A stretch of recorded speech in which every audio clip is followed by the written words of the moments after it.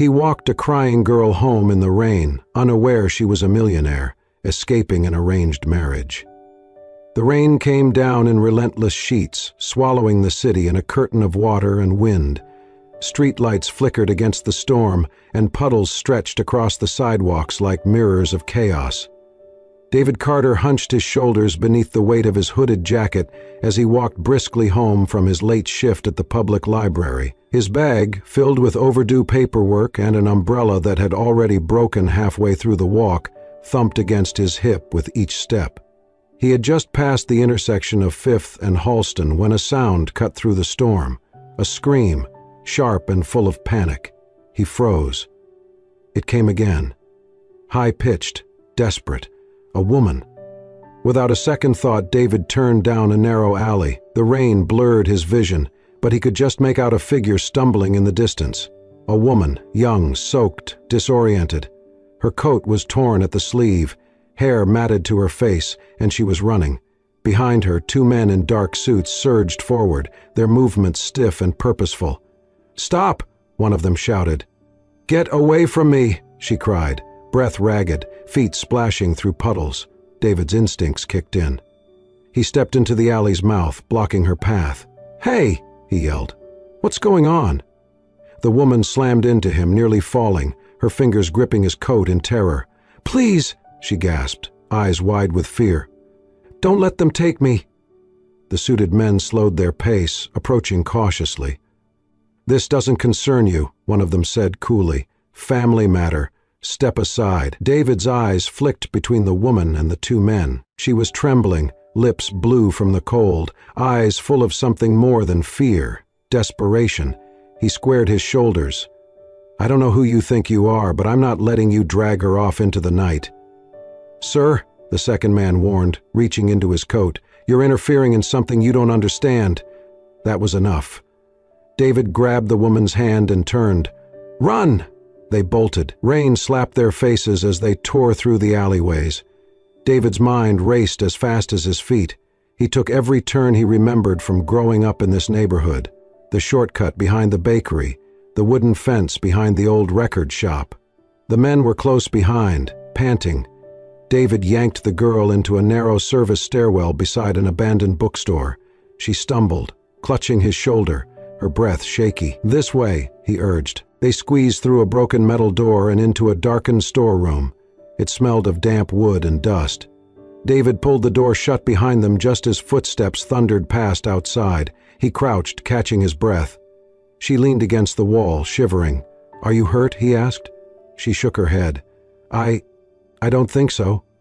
David took off his soaked jacket and draped it over her shoulders. "I'm David," he said. "You don't have to tell me anything, but I need to get you somewhere safe." "I know a place," she murmured. "It's not far."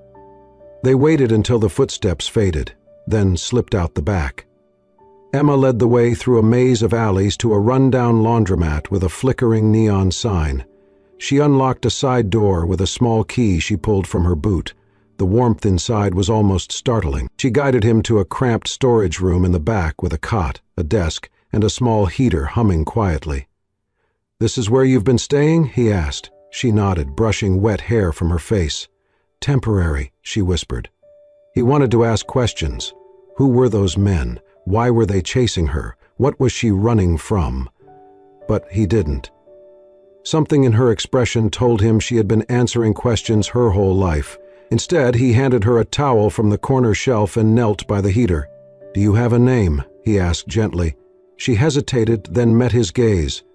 "Emma." He recognized it. Lancaster. The same name on newspapers and real estate towers, but he said nothing. "Emma," he repeated softly. "You're safe now." She looked at him like she wanted to believe it, and for the first time that night, she let herself breathe. The rain had finally stopped by morning, leaving the streets washed clean and glittering beneath the early light.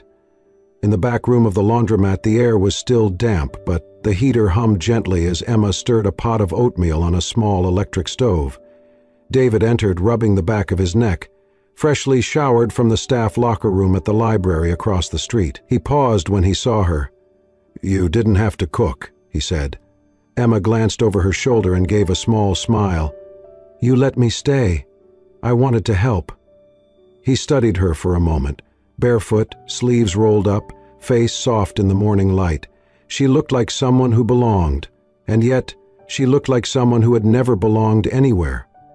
They ate in silence, not uncomfortable, just quiet. Afterward, she insisted on cleaning. David had never seen his shelves so organized, his books alphabetized, his mismatched mugs lined up like soldiers. She found a rag and started dusting places he had long since forgotten existed. "Are you always this thorough?" he teased. Emma gave a half laugh. "It helps me think." He didn't press. That was the unspoken agreement between them. He didn't ask. She didn't lie. That afternoon, she sat by the window, curled up with a thick paperback from David's bookshelf. She devoured the pages like someone starved for words. "I forgot how much I missed reading," she murmured. "You're welcome to any book here," he replied, "even the ones with coffee stains." She smiled, then asked, "How did you end up working in a library?"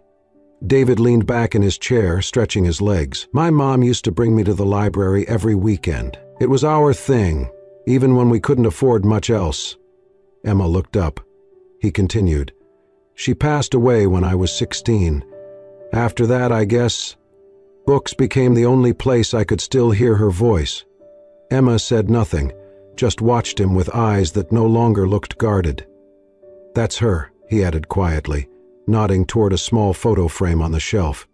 Inside was a black and white picture of a woman in a bookstore, laughing at something just outside the frame. Emma rose, walked over, and picked up the frame gently. Her fingers lingered on the glass. "She looks kind," she whispered.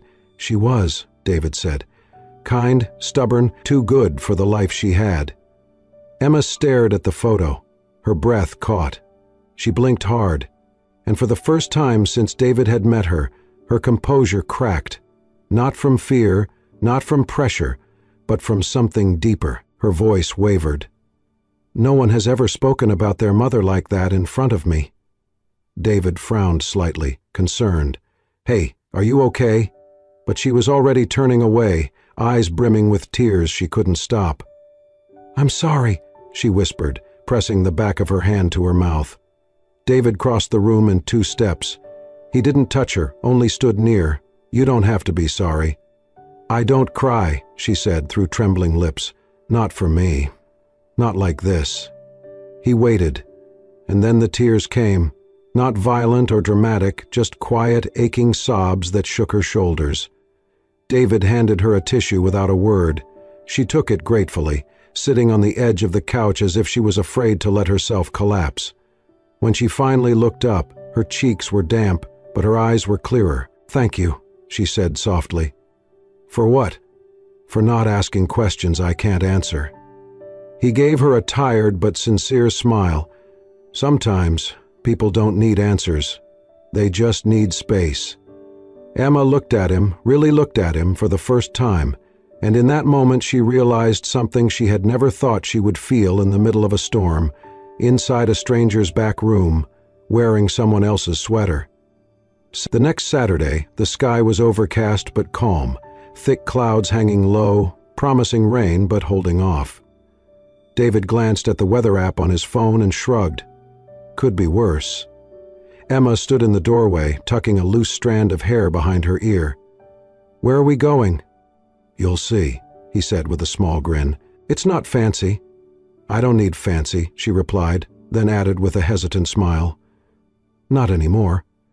They walked side by side through narrow streets until they reached a busy corner tucked between rows of old brownstones.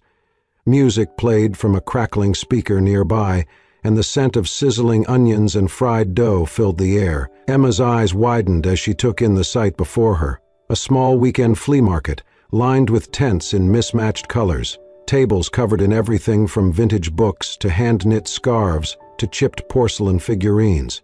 Children ran past with sticky fingers. A dog barked happily beside a stand selling roasted corn. There were no designer shoes or velvet ropes here.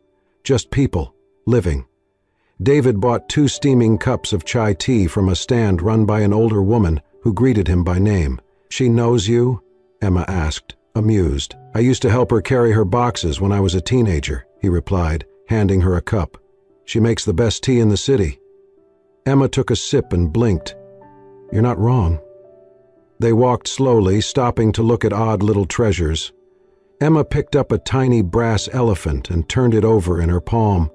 "My mother would never let me come to places like this," she said, not quite meeting his eyes. "Too dirty, too dangerous, too ordinary." "You don't seem like the type who'd mind ordinary," David said gently.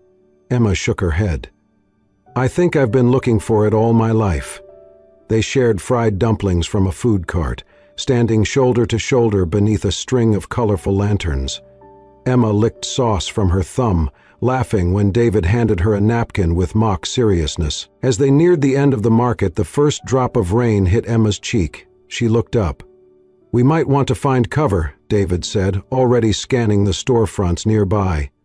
They ducked beneath the awning of a closed bakery just as the rain began to fall in earnest. The world softened in the mist, the sound of laughter muffled, the market crowd scattering, vendors covering their wares. They stood in the quiet, side by side, steam rising from the remnants of their tea. Emma crossed her arms, shivering slightly. David, without a word, shrugged off his jacket and placed it gently over her shoulders. "You'll get cold," she protested softly. "I'll live," he said with a smile. She looked at him, truly looked, her eyes darker in the gray light. "You're not like anyone I've ever met." David raised an eyebrow. "Is that a good thing?" "It's a real thing," she said. "You're kind. But not because you want something. You're just kind." He leaned against the wall beside her. "Shouldn't that be normal?" "It should," she whispered, "but it's not." She held the edges of his jacket closer, inhaling the faint scent of soap and old paper. Then, after a long pause, she said something so quietly he almost missed it. "You're the first person who hasn't asked me where I came from." He turned to her slowly. "Because I figured you'd tell me when you were ready." Emma blinked fast, as if she didn't trust the warmth blooming in her chest. Her lips parted, but no words came. Instead, she leaned her head against the brick wall, looking out at the rain. "I used to think freedom meant being anywhere but home," she said. "Now I think maybe it's just being somewhere you don't have to explain yourself." David looked at her for a long moment, then nodded. "You don't owe anyone an explanation." The rain eased into a gentle drizzle, and the light around them turned silver. She turned to him, her voice barely more than breath. "Do you really mean that?" "I wouldn't say it if I didn't." She smiled then, small, quiet, but real, the kind that doesn't just reach the lips, but warms something buried deep. And in that fleeting moment, under the soft rain and the flickering lights of a closing market, Emma felt something she had long forgotten. The first stirrings of home. The following week brought the first real sunlight in days. Emma, hood pulled low over her face, walked through the corner market with a canvas tote in hand. She moved quickly, trying not to draw attention. Grocery shopping was a small task, something ordinary, but for her it still felt like walking a tightrope. David had asked if she needed anything before leaving for the library that morning. She told him she was fine, and she had meant it, until she saw her own face on a newspaper stand outside the deli. Missing, Emma Lancaster, 25. Heiress to the Lancaster Holdings empire. Family offers. Reward for information. The photo was old, an image from a gala where she wore a silver gown and a smile that never reached her eyes. But it was unmistakably her. A woman exiting the deli glanced at the newspaper, then at Emma. Her eyes narrowed. Emma turned quickly, heart hammering, and walked away. Fast. She didn't stop until she was back at David's apartment. The key slipped in her hand, her vision blurred. She barely made it through the door before her knees buckled. She couldn't breathe. They knew. They were looking. And someone had seen her. She had brought danger to the only person who had shown her kindness without conditions.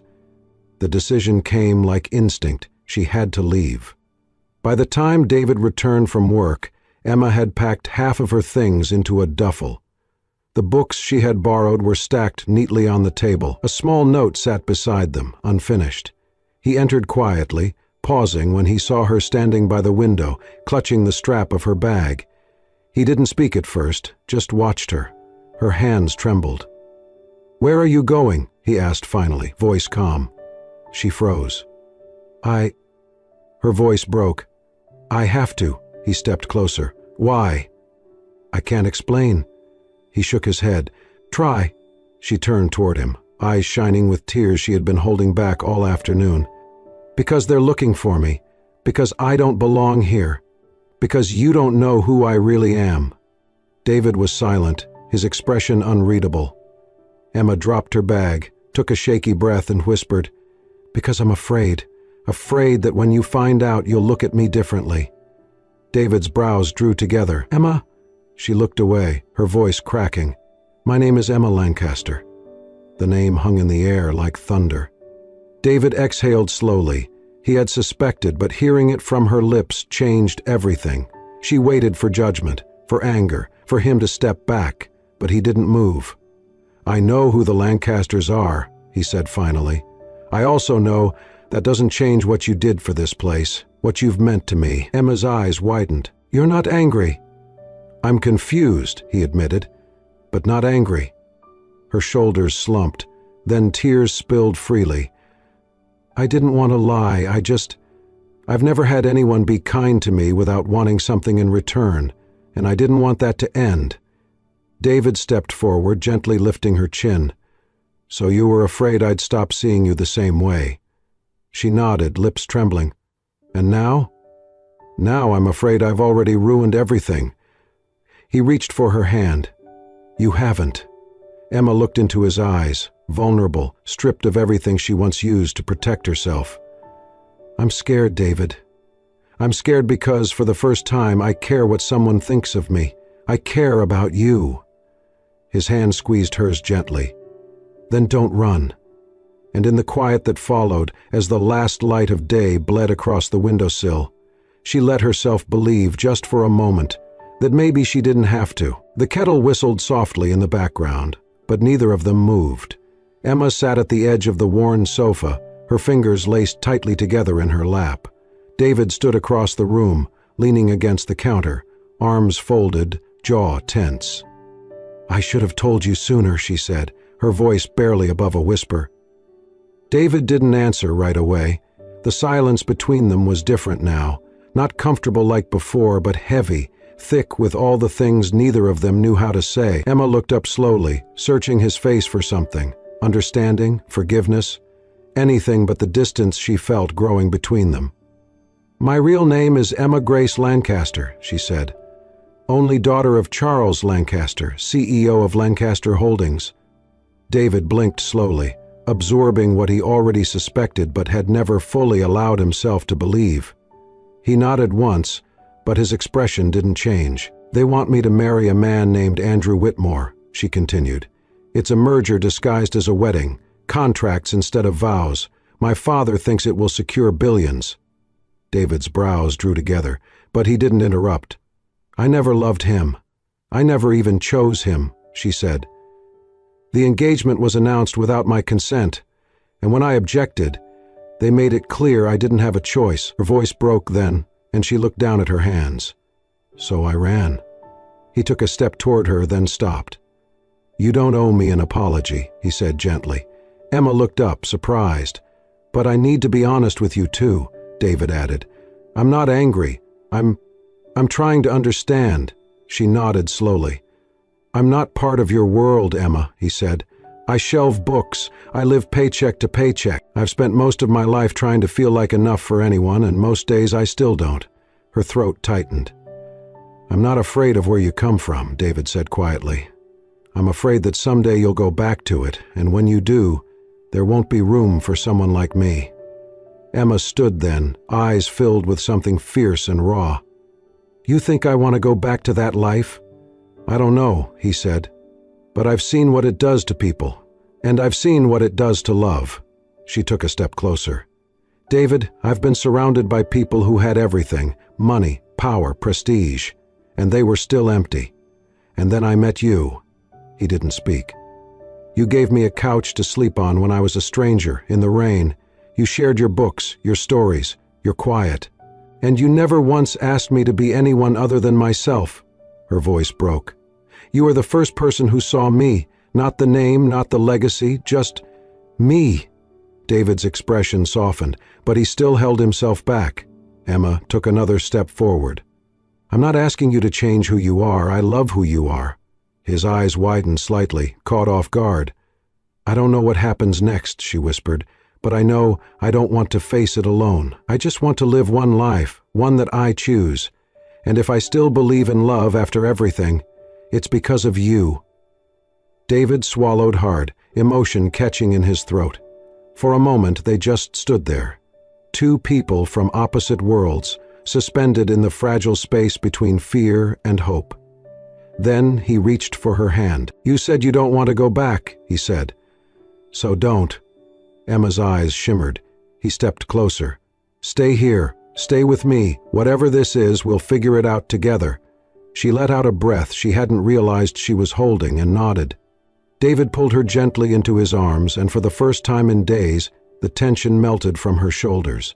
She rested her head against his chest, listening to the steady rhythm of his heart.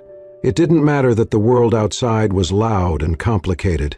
Here, in this tiny apartment above a laundromat, in the arms of someone who saw her clearly, Emma felt something she had always longed for. Freedom.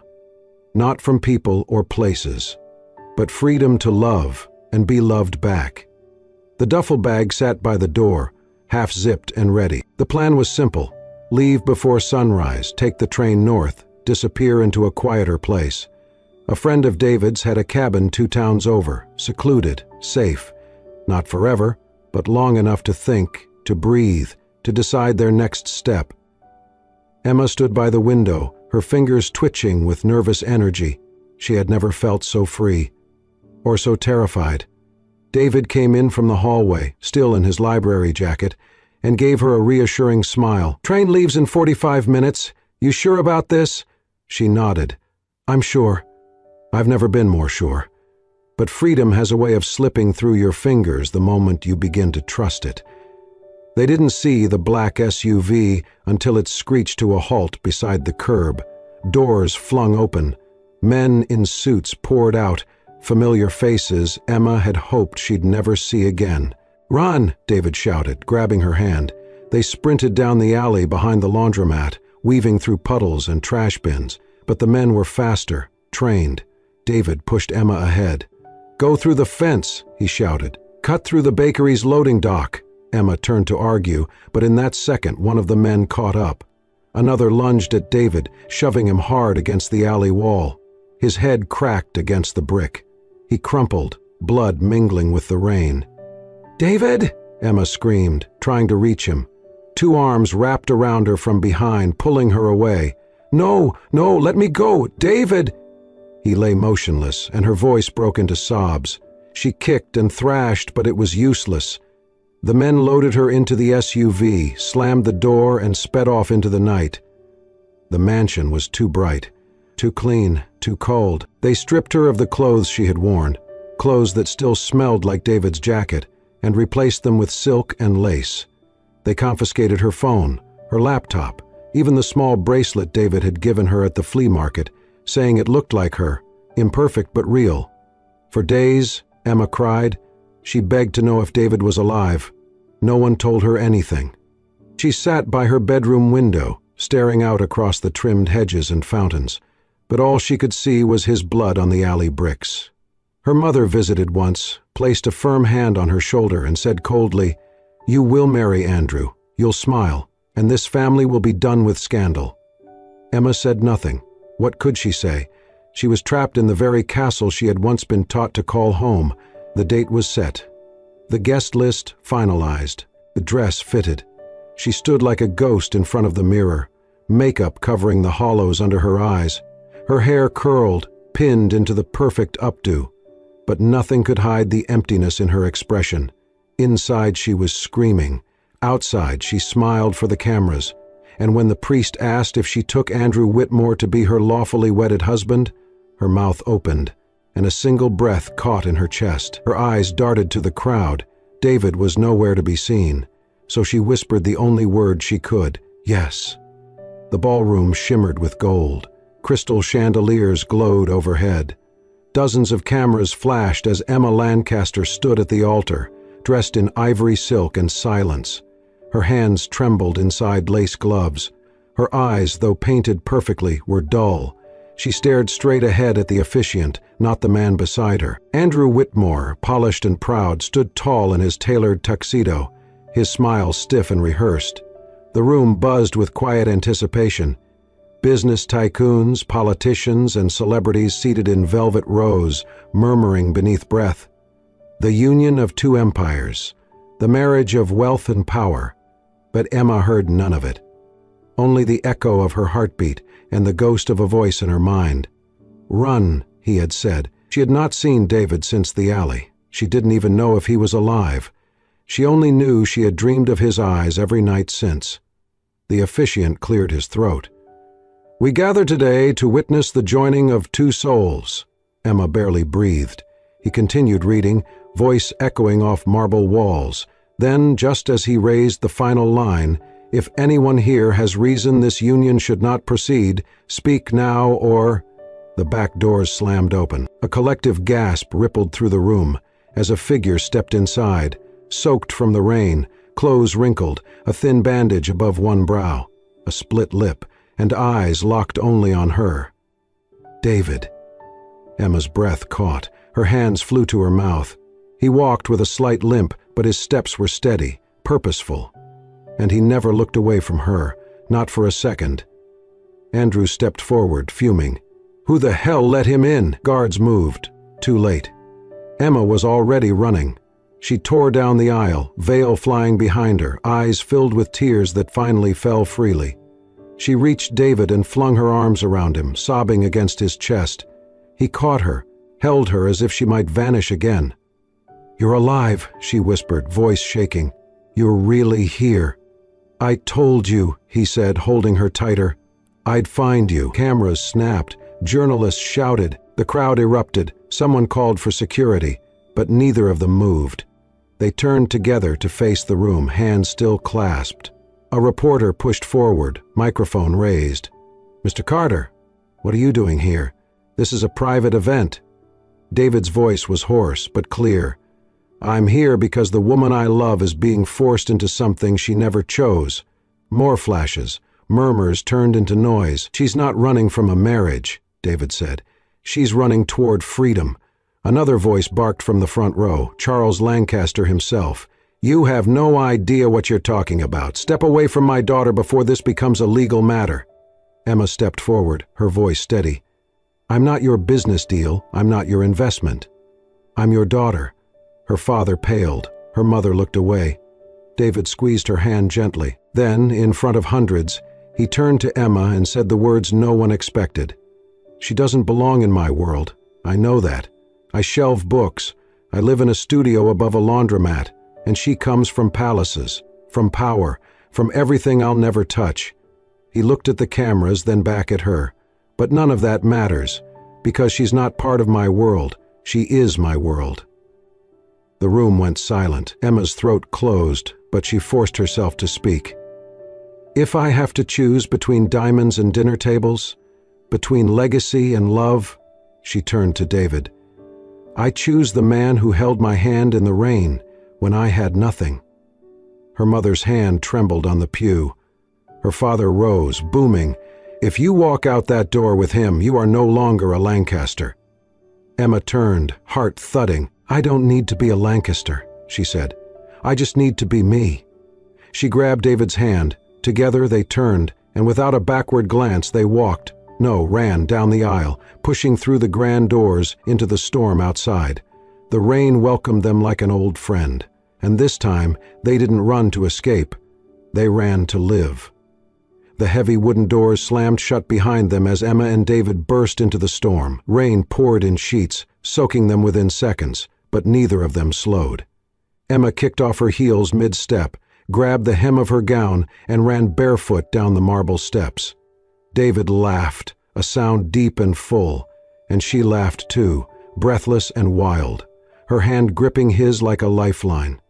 They ran past valets, stunned security guards, confused wedding guests, through puddles and reflections of a life she had just walked away from. the world around them blurred with motion and rain, but between their joined hands, everything felt clear. At the corner of the empty plaza, David paused, pulling her into the circle of his arms. "You're soaked," he said, brushing wet strands of hair from her face. "I don't care," she whispered, eyes glowing through the raindrops. He smiled, tucking a piece of her veil behind her ear. "Where do we go now?" Emma tilted her head back, laughing into the sky. Then she shouted at the top of her lungs, voice echoing into the storm. "I'm not a princess anymore. I'm me, and I choose you." David stared at her, stunned. Then he kissed her right there, in the middle of the street beneath a sky weeping with joy, while the city roared around them. It was messy and wet and perfect.